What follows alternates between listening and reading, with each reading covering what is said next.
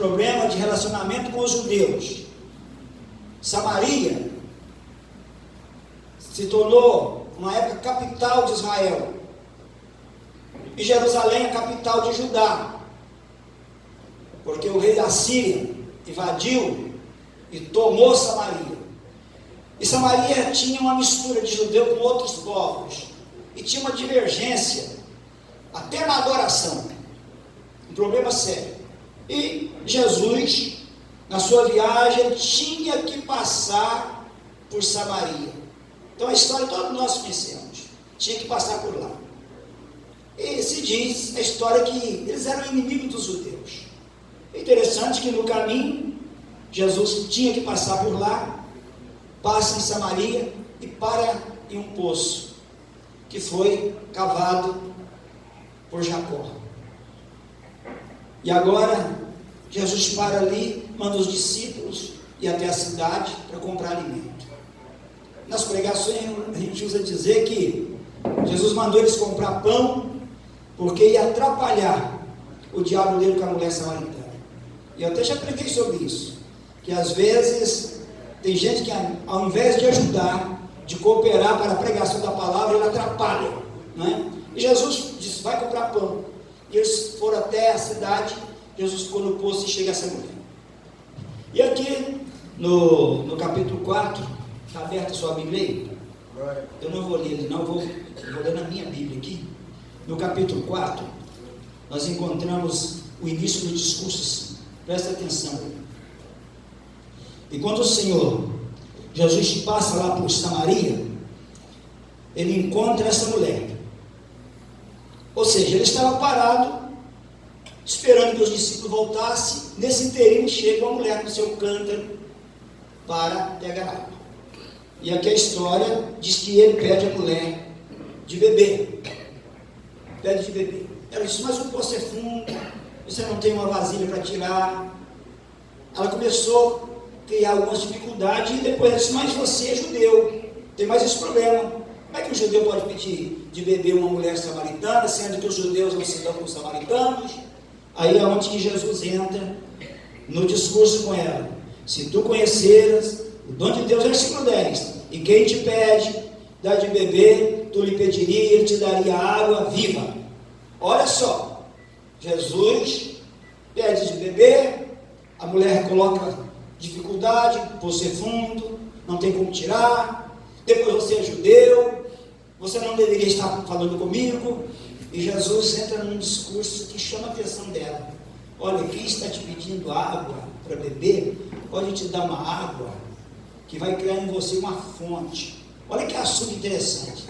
Vai criar em você uma fonte e essa fonte vai saltar para a vida eterna. Peraí, mas que água é essa? Jesus chama a atenção dela. Ela tinha que ir todo dia naquele poço. Todo dia ela tinha que fazer a mesma coisa. E eu não creio que era só uma vez. Um cântaro de água não bastava para uma família durante o dia. Talvez ela descia mais horas ali. Alguns dizem que ela foi naquele horário porque não tinha ninguém. E agora Jesus começa o diálogo e diz, olha, quem te pede de beber pode te dar uma água. E essa água pode criar em você uma fonte que salta para a vida eterna. É uma fonte de água viva. Fonte de água viva. E ele diz no versículo 3 assim, qualquer que beber dessa água aí, deste poço aí, ó, que eu estou te pedindo, vai tornar a ter sede. Mas aquele que beber da água que eu lhe der, nunca terá sede. Aqui que assunto complicado. A mulher foi atraída pelas palavras de Jesus. Poxa, ele tem uma água diferente. A água dele é viva. Ele me pede água de beber e me oferece água viva. Uma água que, se eu beber, eu não vou ter sede. É tudo que ela queria. Ela não ir mais àquela fonte. Pegar um canto e colocar na cabeça e descer até ali para pegar água. Mas atrás disso aí, tinha tudo um trabalhar. Deus, ou seja, Jesus, tinha algo a realizar de tamanha glória que nós às vezes não imaginamos. Tinha uma dificuldade de relacionamento. Tinha um tabu. E se vocês observarem aqui, Jesus quebrou de uma vez por toda o tabu. Por quê? No diálogo, ela é convencida que Jesus não era um qualquer. Primeira coisa, Jesus chamou a atenção dela dizendo que tinha uma água que era água viva e que essa água, se alguém beber, não teria mais sede. Vocês não gostariam de tomar uma água desse tipo? Sem entender o plano da salvação? Se alguém te oferecesse, olha, eu tenho uma água que quem beber dela nunca mais terá sede. Que bom, né? Não precisa mais de procurar água. Bebe uma água que uma vez só sacia para sempre a sede. Ela não estava entendendo. Mas Jesus continua o assunto, dizendo, vai saltar para a vida eterna, a água que eu te der. Nunca mais terá sede. Aí ela disse no versículo 15, então Senhor, faz o seguinte, me dá dessa água, para que eu não venha mais a ter sede. E também não tenha que vir tirar. Versículo 15. Olha a intenção dela. Então me dá dessa água, porque eu não vou mais ter sede e nem vou precisar de tirar. Quando a pessoa não tem uma revelação de Deus, ela tem dificuldade para entender a linguagem espiritual. É por isso que nós temos que ser sensíveis para entender o falar de Deus, para compreender o que Deus fala. Porque às vezes Deus fala com a gente, só que a gente não consegue entender. Não consegue entender. Ela não estava entendendo, mas ela disse, já que essa água é assim, então me dá dessa água.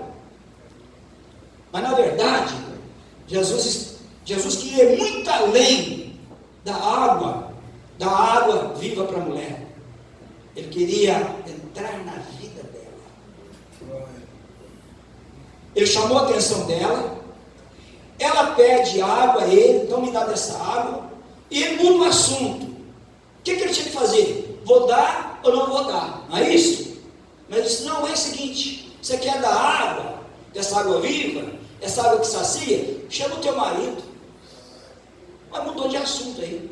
Chama o teu marido. Às vezes, Deus está falando com a gente e a gente não entende. Deus está falando de forma que a gente não entende.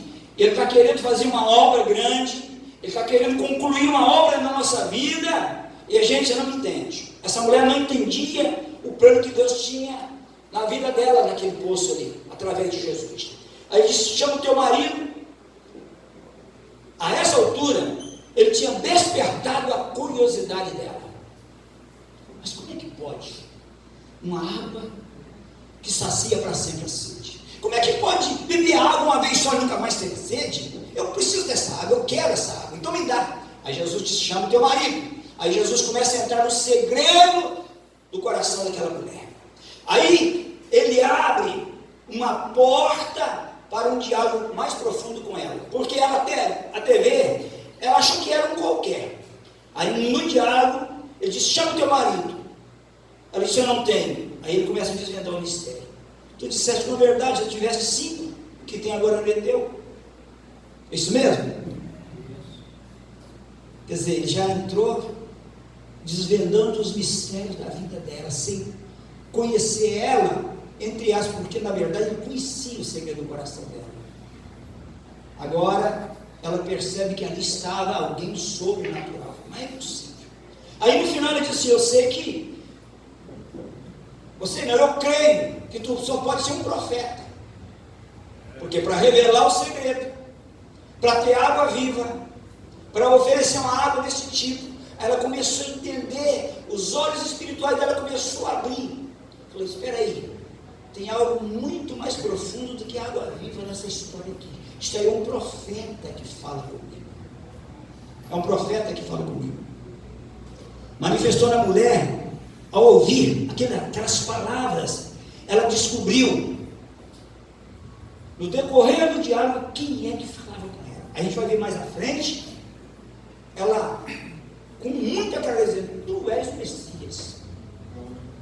Tu és o Messias. Mas tudo aí, começou com uma conversa. Jesus atraiu ela com o diálogo da água, falando de água viva, água que salta para a vida eterna, água que quem beber dela nunca mais terá sede. E foi criou nela um sentimento, despertou nela um sentimento, e este sentimento que eu quero falar nesta noite. Quem bebe desta água, nasce nele um sentimento, vai muito mais além do que uma fonte que salta para a vida eterna.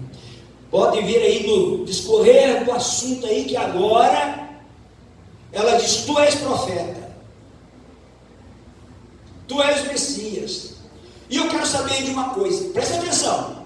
A conversa, o Tiago da água, levou a ela a entender que alguém, ou seja, quem falava com ela era muito mais do que um homem comum, era um profeta, e agora ela entende que é o Messias, e ela quer saber a respeito da adoração. É o que Deus falou comigo nessa tarde, sobre adoração. Ela diz: espera aí, nossos pais disseram que se adora no monte, vocês judeus dizem que é em Jerusalém, e eu quero saber aonde é que adora.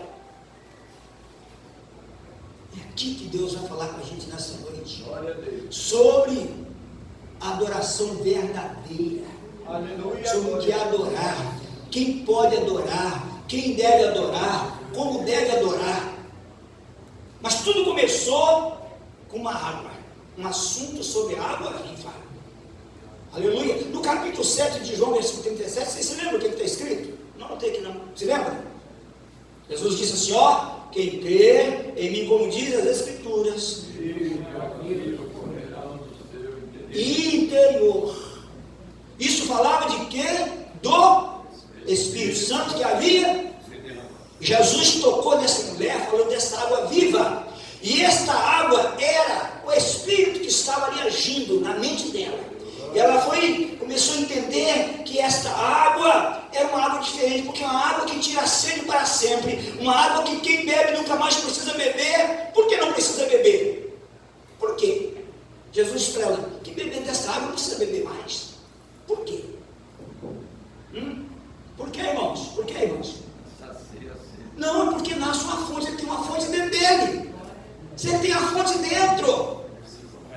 Jesus estava dizendo para ela: ó, a água que eu der vai criar nele ou nela, ou na pessoa, uma fonte, onde ele vai beber dia e noite, ele não vai descer, porque tem dentro dele uma fonte.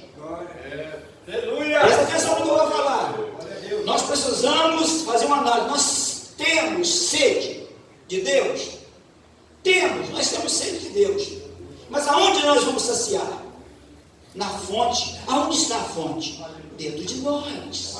A gente precisa entender que tudo que nós precisamos, nós já temos dentro de nós.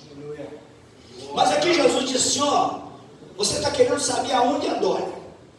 Os judeus dizem que é em Jerusalém, e vocês dizem que é no monte.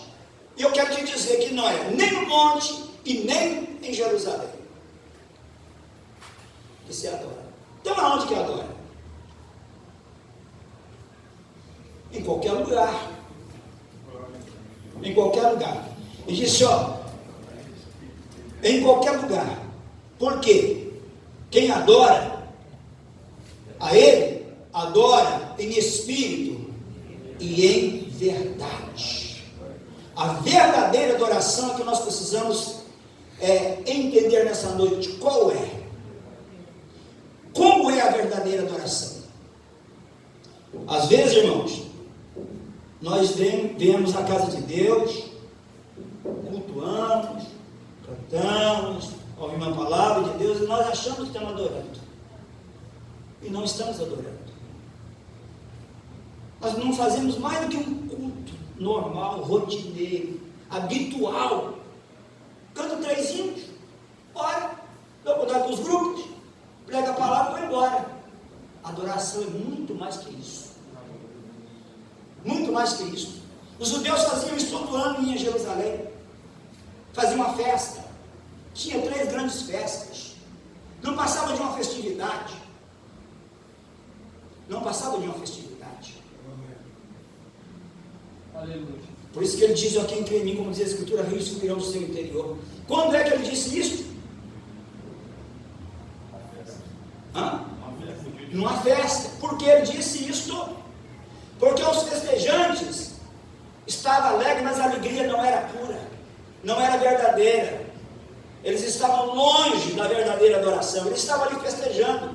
Era uma festa anual, habitual. E nós precisamos entender que os nossos cultos têm que ser culto de adoração. E nós vamos falar sobre a verdadeira adoração e sobre os verdadeiros adoradores dessa noite. Glória ao nome de Jesus. Aleluia. Jesus chamou a atenção da mulher, foi despertando através dessa água viva. Ela foi descobrindo quem era ele. Quando ela descobre quem era Jesus, aí ela levou para a adoração. Então, já que eu sei que tu és um profeta, e que tu tens uma água que sacia a sede para sempre, eu quero saber uma coisa sobre adorar. A palavra de Deus, quando ela sussurra aos nossos ouvidos, ela traz sede, vontade de adorar a Deus. Nós não podemos vir ao culto, entrar e sair do mesmo jeito. Pode ser uma criança que fala, pode ser um testemunho, um hino. Nós temos que ter sede de conhecer mais Deus. Nós precisamos, ao ouvir a palavra de Deus, entender que Deus precisa, deve, convém ser adorado. Glória a Deus. Aleluia. E nós fomos chamados para sermos adoradores. É para adorar. A nossa missão é adorar. Aleluia. Jesus mudou o discurso dizendo que os verdadeiros adoradores adorariam o Pai em espírito e em verdade. Adoraria em espírito e em verdade. Deus é espírito, a Bíblia diz, não é? Deus é espírito. E os verdadeiros adoradores adorarão o Pai em espírito e em verdade. Aqui que é intrigante isso aqui. Eu vou deixar até o esboço aqui. Irmãos e irmãs, espírito recebe adoração? É o que Deus falou comigo? Um espírito recebe adoração? Mas está dizendo aí, pastor, que Deus é espírito. E os verdadeiros adoradores adorarão o Pai em espírito e em verdade.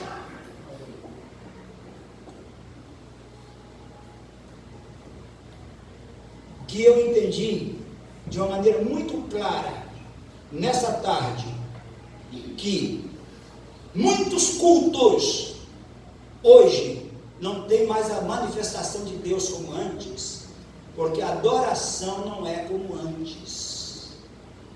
Os adoradores não são os mesmos que adoravam antes. Nós ficamos intrigados. A gente ora, a gente faz um culto idêntico ao que nós fazíamos no passado, mas nós não temos mais as manifestações de Deus nos nossos cultos como antes. Verdade ou não? Era comum. Nas casas, nos cultos em casa, caseiros, nós víamos Jesus batizar com o Espírito Santo. Nos cultos públicos, Jesus batizava com o Espírito Santo. Nos cultos de oração não se fala. Agora virou notícia o batismo com o Espírito Santo na igreja. E nós ficamos, mas o que é que está acontecendo? A palavra é a mesma. O Deus é o mesmo. E Deus falou comigo, o problema está na adoração. Na adoração. Adorar a Deus é muito mais do que você passar uma hora de joelho. É muito mais do que você cantar um hino, pegar a palavra e pregá-la aqui. Adorar a Deus tem que adorar com entendimento. Nós temos que adorar a Deus com entendimento. Aleluia. Glória ao nome de Jesus. Mas o mais interessante nisso tudo aqui, que Jesus esclarece a mulher. Aleluia. Algo que precisamos também ser esclarecido. Como se adora. Em espírito e em verdade. Mas Deus é espírito sim. Mas o espírito recebe adoração? Eu estou batendo na tecla. Recebe. Será que nós adoramos o espírito? Pode falar aí. Não estamos online não. Pode falar. Pode falar, Joaquim. Joaquim deu um sussurrado ali. Será que nós adoramos o espírito? Mas Deus não é espírito? Deus é espírito, adora. Se Deus é Espírito, então se eu adorar em Espírito, eu estou certo. Mas olha que confusão, Deus é Espírito, adora Deus em Espírito. Não é intrigante, não? É intrigante, não é? Mas nós vamos descobrir isso aí. Os verdadeiros adoradores adorarão o Pai em Espírito e em verdade. Aleluia, aleluia. Deixa eu explicar uma coisa para vocês. Ela dizia assim, ó, nós adoramos no monte, a gente vai lá, faz um culto no monte, adora a Deus. Mas olha o que Jesus falou com ela. Deixa eu ver se eu acho aqui. Vocês, falei.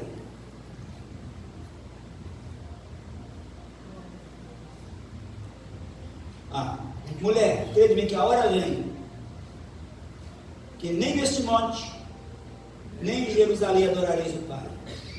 Vós adorais o que não sabeis.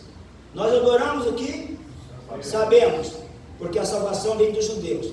Ele está dizendo, ó, vocês adoram sem saber o que está adorando. Em Jerusalém nós adoramos, nós sabemos quem adoramos, mas a hora vem que os verdadeiros, tem os falsos, os verdadeiros adoradores adoram a Deus, o Pai em Espírito e em verdade. Mas a gente precisa entender como é que é essa adoração em Espírito. Como é que é essa adoração em Espírito? Nós temos que adorar Deus que é Espírito, e nós temos que adorar em Espírito. Mas nós estamos aqui nessa noite adorando Deus como? Em Espírito, não é? Sim. Mas Deus está aqui? Está. É em Espírito? É. Amém. O capítulo 2 de 1 Coríntios, o que diz? Versículo 14. O homem natural... Nós vamos começar a entender isso agora. O homem natural não conhece, não entende as coisas do Espírito, não é isso? Porque ela se discerne espiritualmente. Mas nós somos espirituais, porque o homem espiritual, ele entende tudo e não é entendido. Então para aí. Então nós vamos começar agora, tem uma luzinha no fundo do túnel. Deus é Espírito, mas Deus tem um corpo. Nós adoramos Espírito, mas nós temos um corpo. Então existem dois tipos de homens, o natural e o espiritual. Lembra que eu disse que nem todos podem adorar, ainda que querem não pode, e se adorar não recebe Deus a adoração, porque quem adora, adora em espírito, adora em espírito. Então precisamos entender uma coisa: Deus é espírito, mas ele tem um corpo espiritual, tem uma natureza espiritual. Nós adoramos em espírito, mas nós temos um corpo. Nós entendemos que nós somos diferentes do homem natural, porque nós entendemos as coisas do Espírito. Por que nós entendemos as coisas do Espírito de Deus? Aleluia.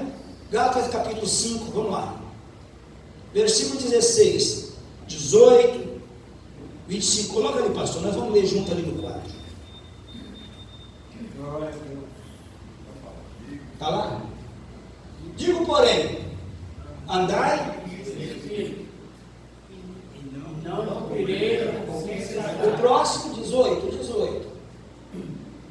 Porque a carne cobiça contra o Espírito, e o Espírito contra a carne. E eles opõem-se um ao outro, para que não façais o que quereis. 18. Mas sois guiados pelo Espírito, não estáis debaixo da lei. Vamos lá no 25 de uma vez. Vamos ler. 25. 5:25. Se vivemos em espírito, andemos também no Espírito. sabe o que eu quero dizer? Deus só recebe a adoração de quem anda no espírito. E como é que nós andamos no espírito? Nós temos essa natureza humana, mas nós somos guiados pelo Espírito, andamos no Espírito, somos movidos pelo Espírito e adoramos em Espírito. Aleluia! Um Deus que é Espírito. O Salmo 103 diz assim: bendiz a minha alma. Aonde está essa alma? Dentro dele. Diz: bendiz a minha alma ao Senhor e não te esqueça de os seus benefícios. Ele está dizendo para a alma dele, que está dentro dele, para bendizer ao Senhor. Então o homem espiritual, ele bendiz o Senhor na alma dele, aleluia. Mas este é o homem espiritual, o homem espiritual, aleluia. Nós encontramos ainda algumas referências bíblicas de que Deus é espírito, mas ele se manifesta em espírito àqueles que andam no espírito. Não está aqui não, presta atenção numa coisa, só para ver se a gente consegue entender. Alguém falou para o seu Senhor, disse: meu Senhor, olha lá que multidão, que exército que está vindo contra a gente. Quem foi, lembra? Geazi, servo de Eliseu. Ele via uma multidão inimiga, não é isso?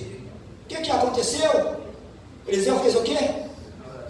Senhor, olha, quem fez a oração? Repita comigo, quem fez?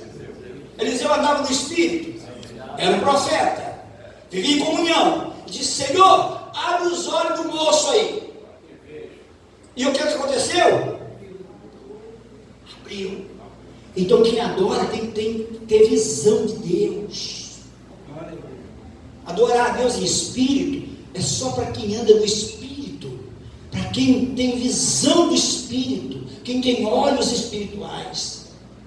No capítulo 1 de Apocalipse, Jesus se apresenta como aquele que morreu, que ressuscitou e que vive para todo sempre, não é isso? E João disse assim, presta atenção, João disse: eu vi o Senhor. Ele viu, mas João viu o quê? Em uma visão, não é isso? Os olhos espirituais de João abrem, ele viu ele com seus cabelos brancos, com seus pés reluzentes, da sua boca saiu uma aguda espada. Ele viu ou não viu? Está escrito. E ele disse que quando viu e ouviu o que falava com ele, o que aconteceu? Ele caiu prostrado aonde? No espírito, não é isso? Não, aos pés do que falava com ele. Então ele estava tendo uma visão de um Deus que é adorado em espírito, mas que se apresentou com um corpo. Com um corpo. No capítulo 20 do Evangelho de João, Jesus já ressuscitado. Os discípulos dentro de uma sala, capítulo 20.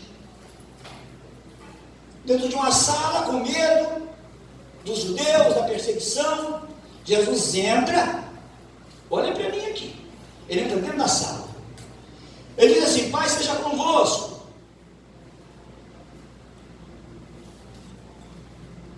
E eles atônitos olharam e disseram: sou eu. Assopra sobre eles, diz: receba o Espírito Santo. Ali estava falando em Espírito, ou estava falando em Jesus com o corpo glorificado? Jesus com o corpo glorificado. Ele estava vendo uma visão? Não, ele estava vendo Jesus ressuscitado. Jesus se apresenta. Imagine se apresenta um espírito, uma sombra lá e diz: sou eu, não é? Mas ali Jesus se apresenta. Eu vou chegar lá, vou explicar porque eu estou citando esses textos. Aí depois Jesus se apresenta de novo, porque tinha alguém que não estava presente e que disse: eu tenho que ver, ainda tocar ainda. Tomé. Jesus aparece de novo, eles reunidos. Jesus disse: olha aqui, Tomé, você ouviu dizer que eu apareci, que eu falei com eles, você não creu, toca aqui. Aqui, espírito não tem carne, toca aqui. Jesus ressuscitado. Esse privilégio é só para quem anda no espírito. Aleluia. O que o pastor Zé Antônio está querendo dizer nesta noite, que não basta dizer Deus se adora em espírito. E nós adoramos isso, e nós temos que ter um entendimento, porque a nossa comunhão com Deus define a nossa verdadeira adoração. Sabe por quê, irmão? A gente dá glória, dá aleluia, aí a gente grita, faz um barulhão na igreja e não vê nada, não sente nada, porque os nossos olhos estão fechados. A nossa adoração não é uma adoração espiritual, não é uma adoração com entendimento. Com entendimento. Você quer ver um exemplo?